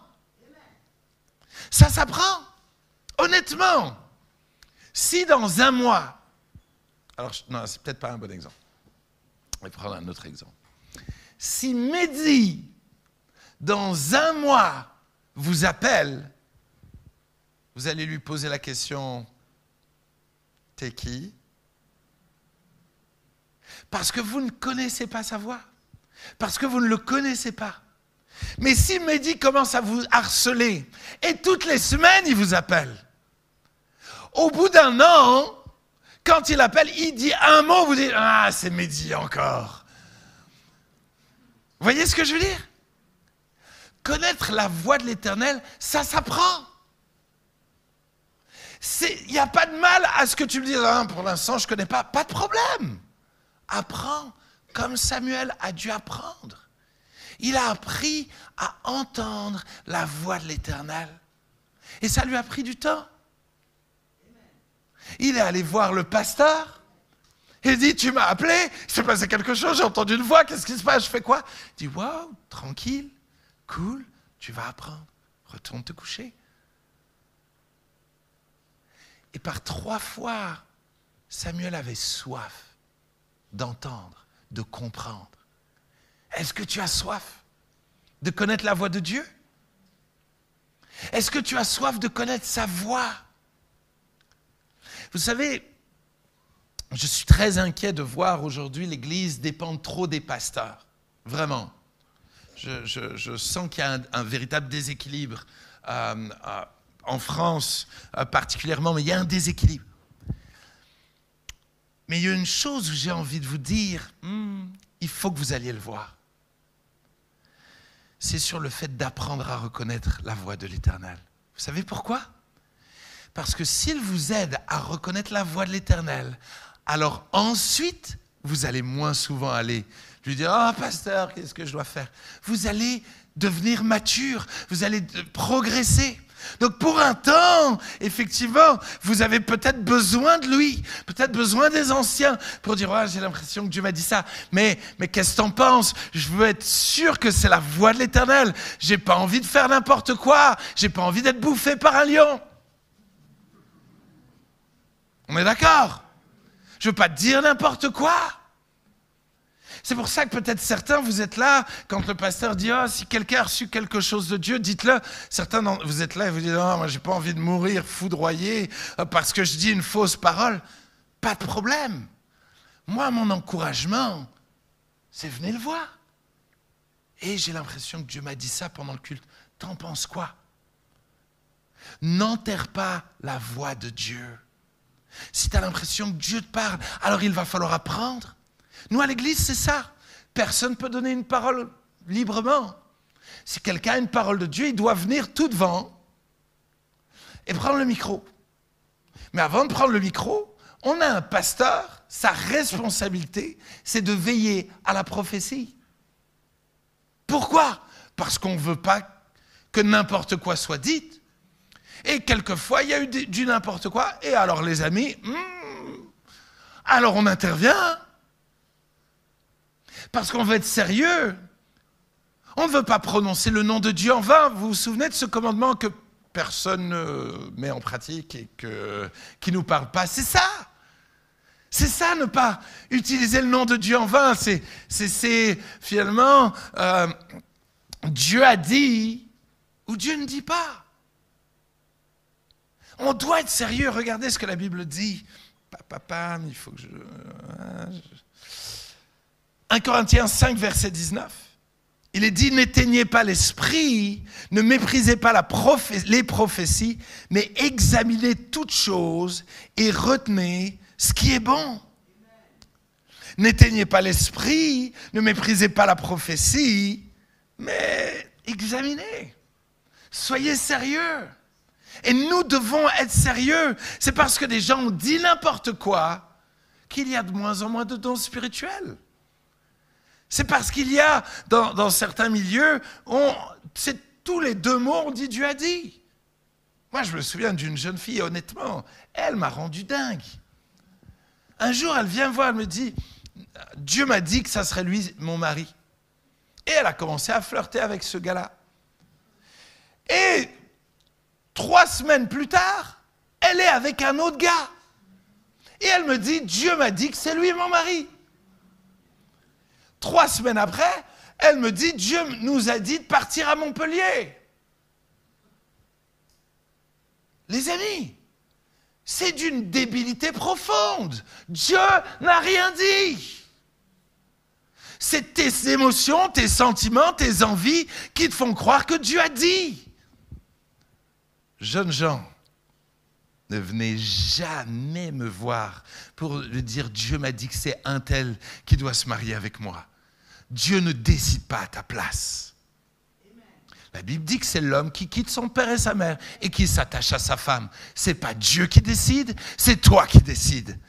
Parce que quand ça sera la galère, c'est à toi d'assumer. Et tout le monde dit Amen. C'est Dieu qui unit. Il t'a donné toutes les clés pour bien choisir. Mais je veux dire, certains sont là, disent, il faut que Dieu me parle, il faut que Dieu me parle. Commence à mettre du parfum, à bien t'habiller, sers le Seigneur, et puis on verra plus tard. Vraiment. C'est une petite dédicace pour les jeunes, voilà.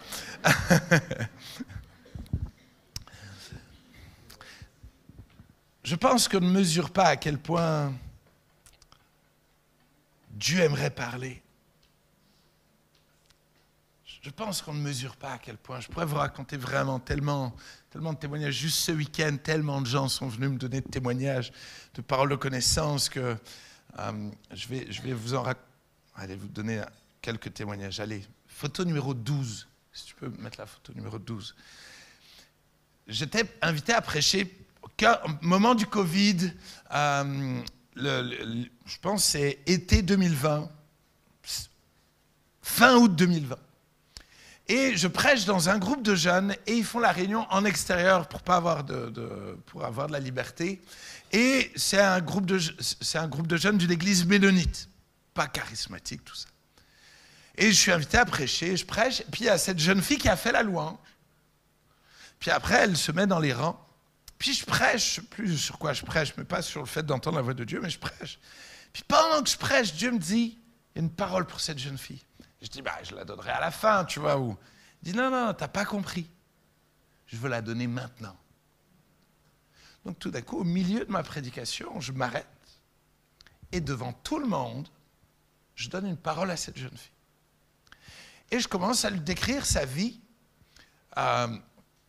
son passé, ce qu'elle a vécu, tout ça. Et je commence à lui dire, et là, Dieu te dit, voilà ce qui va se passer. Et je commence à déclarer des choses qui vont arriver. Mais, et je ne peux pas l'expliquer, mais je sais que je sais.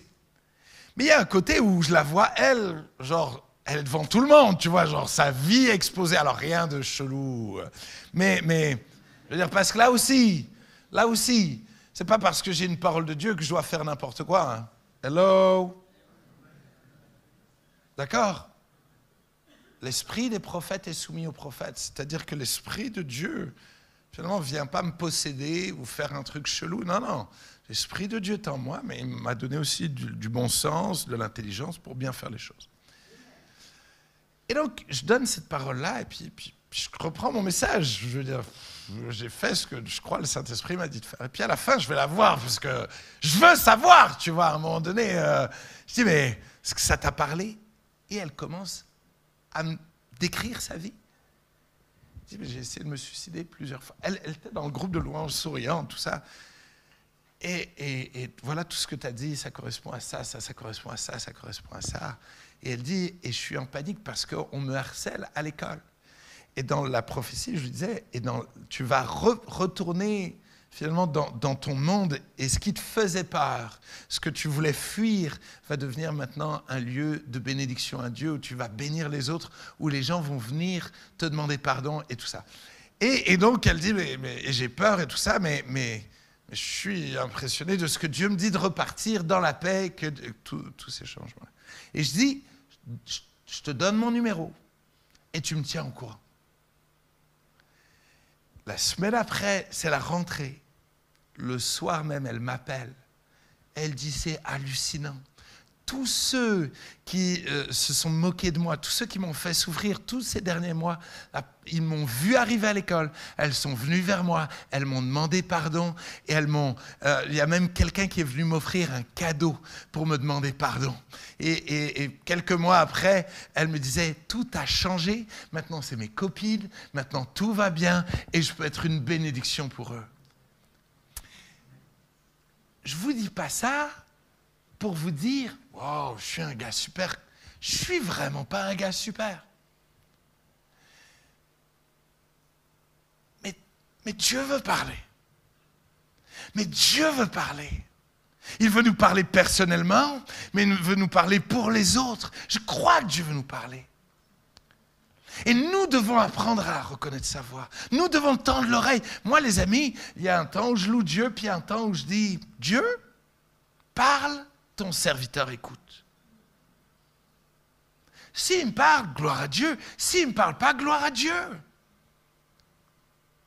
Alors certains, vous allez me dire, ah, mais je ne sais pas si c'est moi-même ou si c'est Dieu. Bienvenue au club. Bienvenue au club. Et c'est pour ça qu'on va voir le pasteur, c'est pour ça moi souvent je dis, Dieu, ben, il faut que tu confirmes. Peut-être au début, je disais, ben, il faut que quelqu'un d'autre donne la même parole que moi. Et puis tout d'un coup, quand ça arrive, tu dis, oh purée, ça fait flipper. Et tu apprends comme ça. Moi, aujourd'hui, je donne énormément de paroles de connaissance. Mais j'ai fait un deal avec Dieu. J'ai dit, Dieu, si au bout de 15 jours où j'ai donné plein de paroles, je n'ai aucun retour, aucun témoignage de fruits, alors j'arrête. Je vous promets une chose, Dieu est mes témoins, qu'à chaque fois que les 15 jours arrivaient, que je disais à Dieu, j'ai pas de confirmation, j'arrête. Maximum 24 heures après que je dis ça à Dieu, je reçois un témoignage. Et honnêtement, je prophétise depuis que j'ai l'âge de, 19 ans. Pourquoi je fais ça? Parce que je veux être sérieux. Si Dieu parle, alors il doit y avoir des fruits. Est-ce que je reçois des confirmations de toutes les paroles? Non. Pourquoi? Pour plein de raisons. La première, c'est que oui, je peux me tromper. Et quand j'apprends que je me suis trompé, vous savez ce que je fais? Je demande pardon. Je confesse ma faute à mes collègues pasteurs. Si je me trompe, alors que je suis en visite chez quelqu'un, je vais appeler le pasteur, je vais lui dire ce qui est arrivé, je vais lui demander pardon. Parce que oui, quand on fait une bêtise, on doit demander pardon. Quand on dit Dieu a dit et que Dieu n'a pas dit, il faut s'humilier. Et oui, Dieu pardonne. Je ne veux pas enterrer mon don parce que je me suis trompé, mais je veux être sérieux. Mais oui, parfois je donne des paroles et puis certains, malheureusement, ne la reçoivent pas. Et donc malheureusement, Dieu veut parler, veut guérir, veut faire, mais certains laissent tomber à terre les paroles. Et il y a une dernière raison, c'est que beaucoup ne témoignent pas. Ils prennent leur bénédiction sans donner gloire à Dieu. Vraiment, honnêtement, moi j'ai vu des gens, des fois c'est 20 ans après, ils disent « Ah, au fait, tu m'avais donné une... » Le gars, il a attendu 20 ans, quoi. T'as envie de dire « Wow !» Les amis, Dieu veut parler. Dieu veut parler. Et comme jamais dans ce temps-là, Dieu aimerait parler, mais il aimerait parler entre nous, mais il aimerait peut-être te parler au travail. Et encore une fois, s'il te parle au travail, tu n'es pas obligé de dire « Dieu te dit !» c'est fou, je priais pour toi la dernière fois. Et j'ai pensé à ça pour toi. J'ai l'impression que Dieu dit « Tu peux être cool. » Mais j'ai l'impression, c'est pour être cool vis-à-vis de lui. C'est pas parce que tu joues avec tes impressions. Vous voyez ce que je veux dire? Si Dieu dit, Dieu dit. Mais en même temps, tu peux être cool.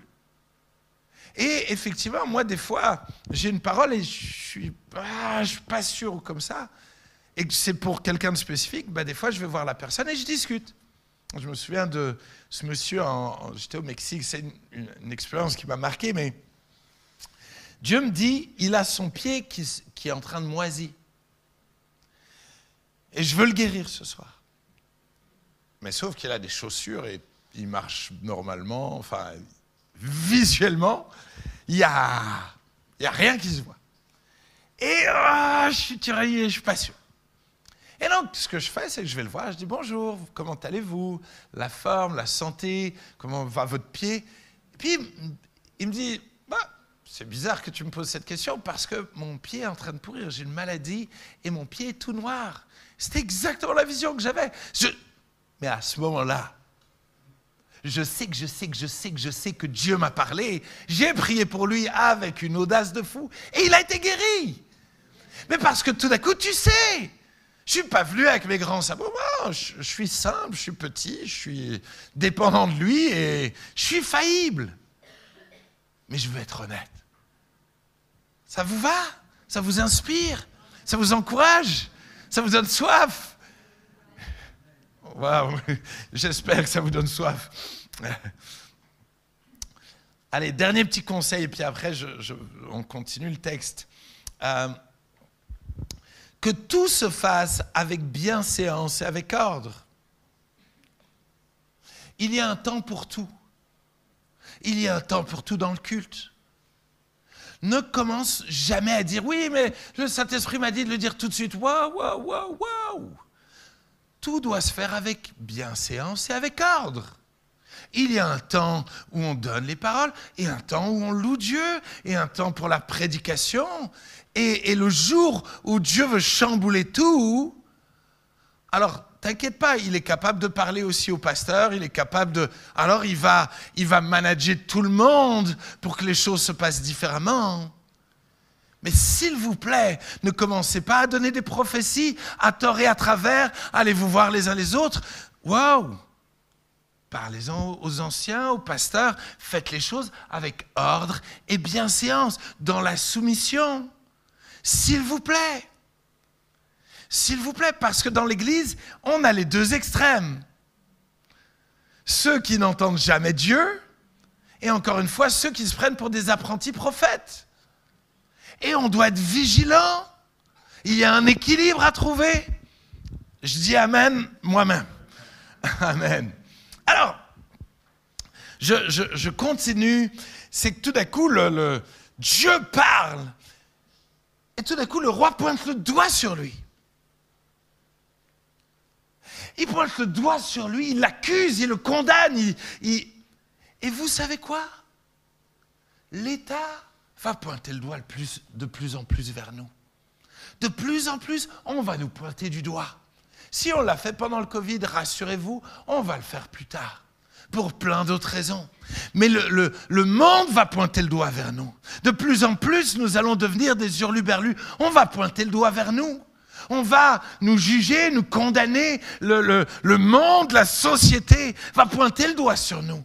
Va chercher à nous arrêter. Va chercher à nous condamner. Mais Dieu va paralyser cette société de plus en plus. Cette société qui va chercher à nous accuser, Dieu va la paralyser. Dieu va la paralyser. Et tout d'un coup, cette même société qui va chercher à nous accuser, à nous faire du mal, cette même société va nous appeler à l'aide. Cette même société, ce même monde qui nous accuse, va nous supplier de prier pour elle. Je crois réellement qu'il y a une opportunité dans ces temps de crise pour que l'Église redevienne l'Église. Une Église sans tache ni ride, une Église vigoureuse, une Église qui brille, qui rayonne de l'amour de Christ et qui exerce le ministère et qui réellement communique la vie. Oui, on va avoir des galères. Mais Dieu, dans sa grâce, va nous parler et nous utiliser. Et tout d'un coup, il va prier et il va être puissamment guéri. Le roi va vivre la puissance de Dieu. Et je crois que Dieu veut vous utiliser pour manifester la puissance du Saint-Esprit sur vos lieux de travail. La puissance de guérison n'est pas limitée aux chrétiens. La puissance de guérison est un signe qui accompagne ceux qui croient et ceux qui servent le Seigneur. C'est un signe qui accompagne l'annonce de l'Évangile. S'il vous plaît, priez pour les malades. D'une manière simple et tranquille. L'imposition des mains, c'est je pose une main sur l'épaule de mon ami. Pas besoin de le... Cool, tranquille. Mais croire que la puissance du Saint-Esprit est avec toi pour voir des malades être guéris. Amen. Dieu veut t'utiliser. Et donc, tout d'un coup, le roi lui dit, viens manger à la maison. Hey, mon gars, t'es un bon. Wouh! Vraiment, c'est incroyable. Je vais te donner des cadeaux.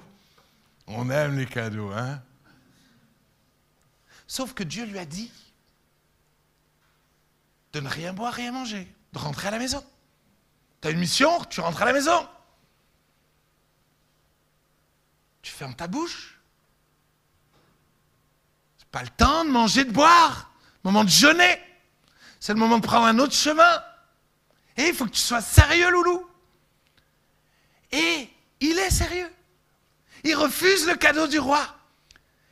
Et c'est fou parce que je sens que c'est acquis pour vous.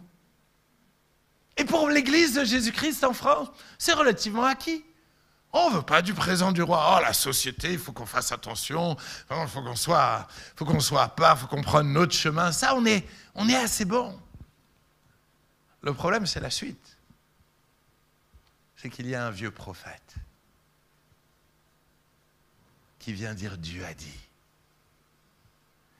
Et c'est fou comme on se fait piéger par le vieux prophète.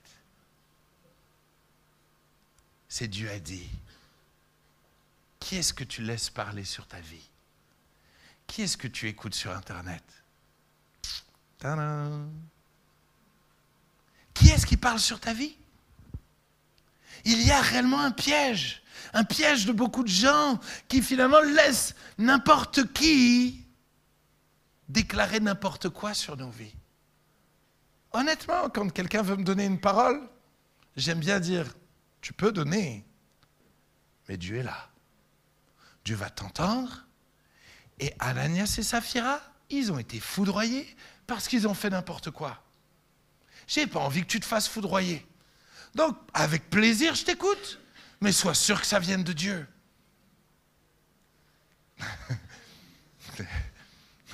Ça, on calme certains.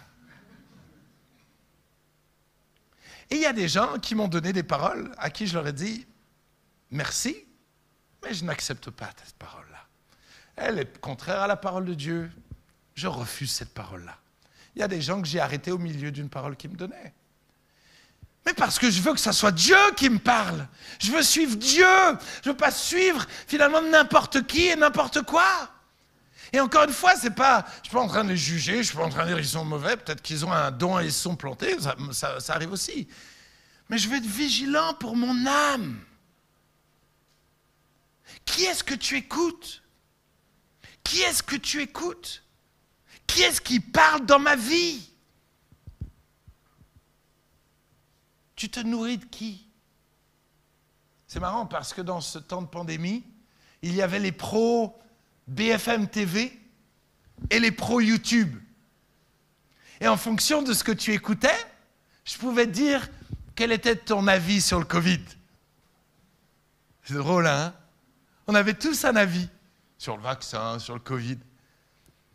Et tu sais ce qui faisait qu'on avait un avis différent? Ce qu'on écoutait. Tu sais pourquoi? Parce qu'on n'est pas des scientifiques. On n'a aucune idée de ce qui s'est réellement passé. Oh, on ne sait rien du tout. Mais on s'est attaché à écouter quelqu'un et à placer notre foi dans ce quelqu'un. Et le fait d'avoir foi dans ce quelqu'un a déterminé ce qu'on croyait et quelle a été notre réaction. Vous voyez comment on est manipulé? Et honnêtement, tu peux avoir tout l'avis que tu veux. J'ai raison. Vraiment. On doit faire attention qui est-ce qu'on écoute. On doit être vigilant. Arrêtons d'avoir toujours des écouteurs sur nos oreilles. Arrêtons d'écouter n'importe quoi à la radio. Arrêtons, soyons vigilants. S'il vous plaît. On se nourrit de tellement de choses qui nous polluent intérieurement. Nous devons revenir à l'Écriture. C'est ce texte dans... Je retrouve... Dans 2 Chroniques 34, où la Bible nous dit que dans le temple, ils ont perdu le livre. Ils ont perdu le livre de la loi dans le temple. C'est une aberration. Mais excusez-moi, dans l'église de Jésus-Christ, elle est où la Bible? Dans nos vies, elle est où la Bible? Concrètement, elle est de moins en moins là. On écoute des prédications, on veut que le pasteur y prêche bien. Mais on vérifie peu ce qu'il a dit. Hein. Nous devons revenir aux Écritures.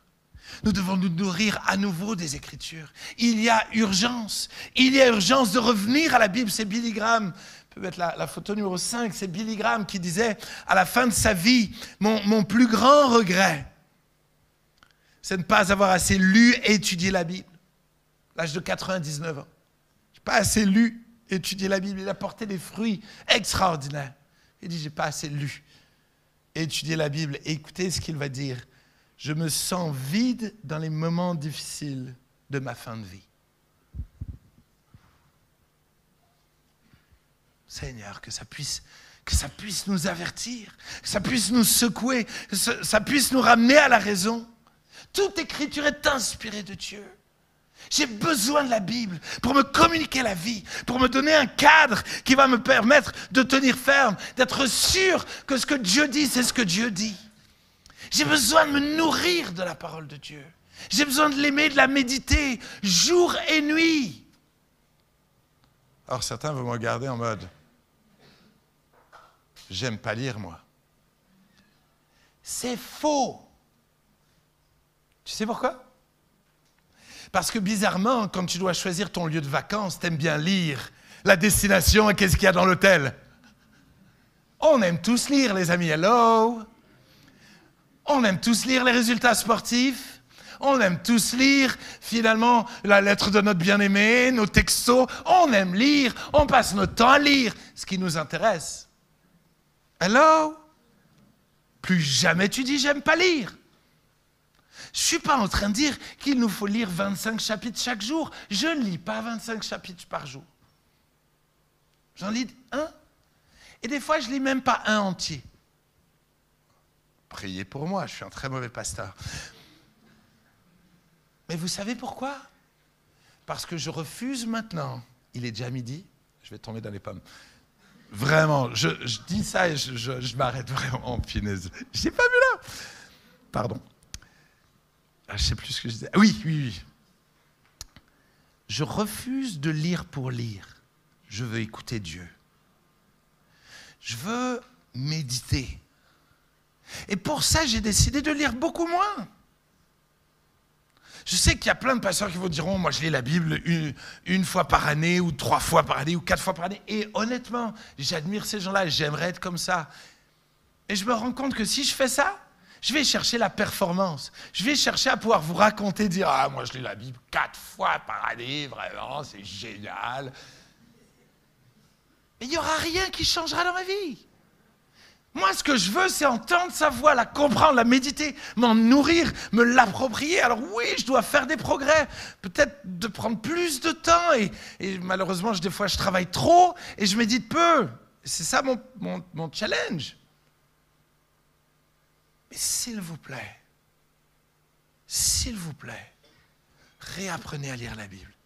Et si vraiment vous n'y arrivez pas, Dieu merci, il a donné des ministères qui vont vous aider. Ayez des gens qui vont vous aider. Mais le but, c'est qu'ils vous aident au début. Dans un deuxième temps, ayez des frères et sœurs avec qui vous pouvez appeler et dire « Hey, cette semaine, j'ai galéré à lire la Bible. Tu veux pas prier pour moi? Hey, et toi, comment ça va dans ta lecture de la parole de Dieu? Parce que moi, je galère. Tu n'as pas des conseils à me donner? » Apprenez à vous exhorter les uns les autres, à étudier l'Écriture. Apprenez à devenir, non pas juste dépendant du pasteur, il peut vous donner des clés au départ, vous lancer. Mais ensuite, on a besoin les uns des autres. On doit le laisser tranquille, d'accord? Pour que lui cherche Dieu, et lui, il va veiller.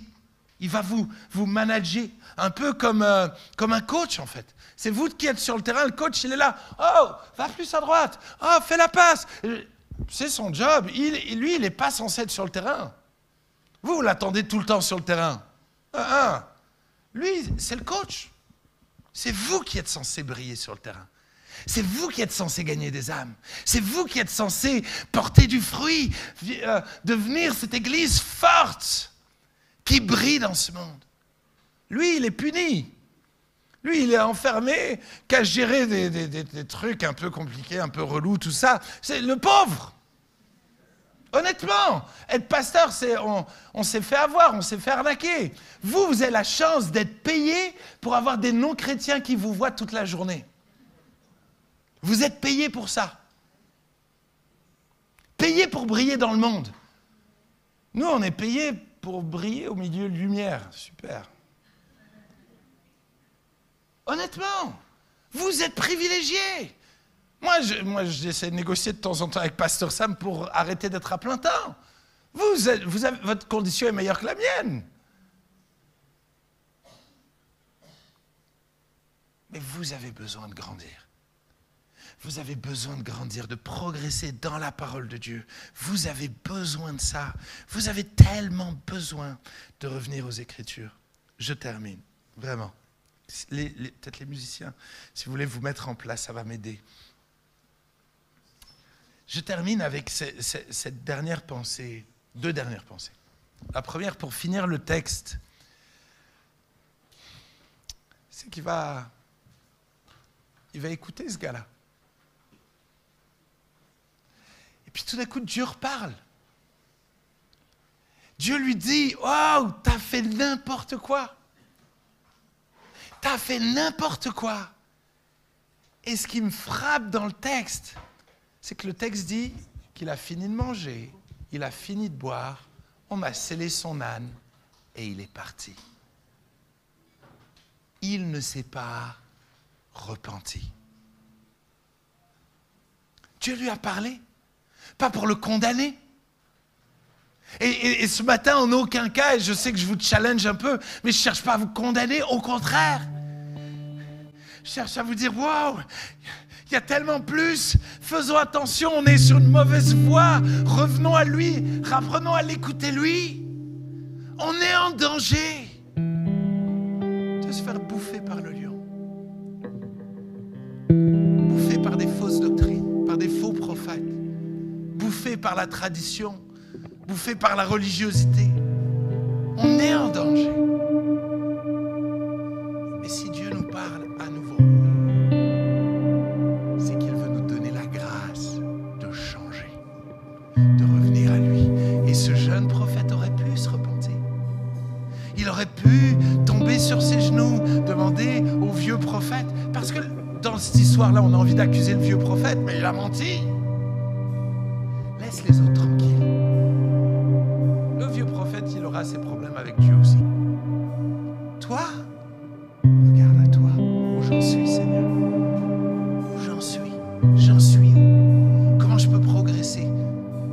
Aide-moi, Seigneur.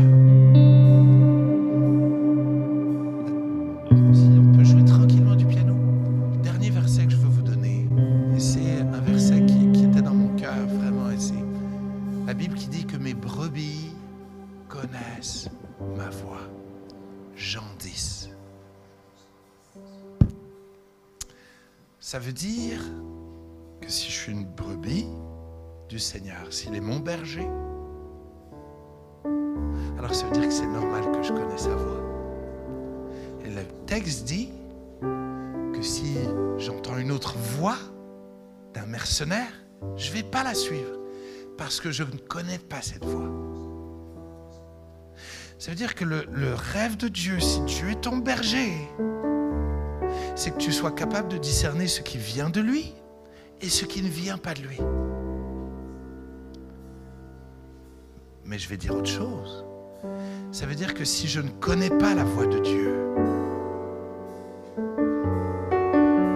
ça veut peut-être dire que je ne suis pas la brebis du Seigneur.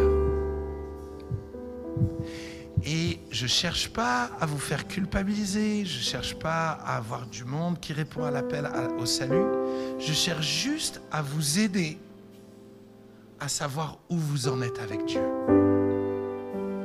Et j'aimerais donner la possibilité, ce matin encore, si quelqu'un est là et tu dis, je viens à l'église, je dépends des autres, je suis dans la religion évangélique, je ne suis pas encore la brebis du Seigneur. Il n'est pas mon berger. Je n'ai pas cette relation d'intimité, je ne suis pas né de nouveau. Alors j'aimerais te donner la possibilité de naître de nouveau. J'aimerais tellement que tu puisses naître de nouveau aujourd'hui. Je crois que Dieu est mort sur la croix pour toi et qu'il te cherche et qu'il aimerait que tu naisses de nouveau, que tu rentres dans une nouvelle intimité avec lui, que tu apprennes à reconnaître sa voix et tu verras combien il va te guider, parfois pas là où tu veux, mais là où c'est ce qu'il y a de mieux pour toi. Et j'aimerais qu'on puisse fermer nos yeux et j'aimerais faire un appel pour quelqu'un qui est là et qui entend la voix de Dieu. Lui dire, rentre à la maison. Viens à la maison. Laisse-moi devenir ton berger. Je suis mort à la croix pour toi. Toi qui t'es perdu par toi-même, toi qui t'es embourbé dans le péché. Viens à moi et laisse-moi te pardonner, te laver, te purifier. Laisse-moi inscrire ton nom dans le livre de vie, te donner une place au ciel. Mais ce que je veux surtout te donner, c'est moi. C'est un accès à moi, un accès illimité, où je vais t'écouter, mais où je veux te parler. Où je veux te parler, je veux te parler, je veux te guider. Je veux te parler pour toi, mais je veux te parler pour les autres. Je veux te parler. Si ce matin, quelqu'un est là et dit, moi je veux accepter l'invitation de Jésus, alors j'aimerais te proposer de lever la main à ta place, pas devant moi, ni devant personne d'autre, mais devant Dieu. Je veux dire, moi, c'est extraordinaire. C'est extraordinaire. Dieu te voit. C'est extraordinaire. Yes, c'est extraordinaire. Waouh, c'est plusieurs mains qui se lèvent. C'est extraordinaire. Dieu voit chacune de vos mains. C'est extraordinaire. Vous pouvez baisser vos mains. Et ce que j'aimerais faire, c'est... La Bible dit que si on croit dans notre cœur et qu'on confesse de notre bouche, alors nous sommes sauvés. Et j'aimerais, parce que je vous aime et parce que nous vous aimons, vous aider à confesser la décision que vous avez prise en levant cette main. J'aimerais vous accompagner dans le fait de le confesser, de le déclarer. Ce n'est pas une prière magique. Mais si vous croyez de tout votre cœur et que vous le confessez de votre bouche, alors Dieu, dans sa grâce, va vous faire naître de nouveau, démarrer une nouvelle vie. Ainsi, j'aimerais faire une prière et vous proposer de la répéter après moi. Mais toute l'Église va la répéter après moi. Pour vous encourager, pour que vous soyez à l'aise, d'oser ouvrir votre bouche. Parce que nous vous aimons. Répétez après moi cette prière. Seigneur Jésus. Tous ensemble bien fort. Seigneur Jésus. Tu me connais. Tu me connais parfaitement. Tu connais mes manquements, mes erreurs, mes péchés. Pardon, parce que j'en ai trop fait sans toi. J'ai vécu sans toi. Et aujourd'hui, je reconnais que j'ai besoin de toi. Je suis perdu sans toi. Je crois, Jésus, que tu es mort sur la croix pour moi. Et j'accepte ton pardon. J'accepte que tu me laves de mes péchés. Et que tu me fasses naître de nouveau. Que tu fasses de moi ta brebis. Merci, Jésus, de m'apprendre maintenant à entendre ta voix. De m'apprendre à t'écouter. De m'apprendre à t'obéir. Je ne veux pas être de ceux qui entendons. Mais je veux être de ceux qui mettons en pratique ce que tu dis. Merci, Jésus. Merci de m'avoir adopté. Merci de m'avoir parlé ce matin. Et merci pour la vie nouvelle. Dans le nom de Jésus. Amen. Amen. Est-ce qu'on peut applaudir nos bien-aimés? Vraiment, alléluia. Alléluia. Alléluia.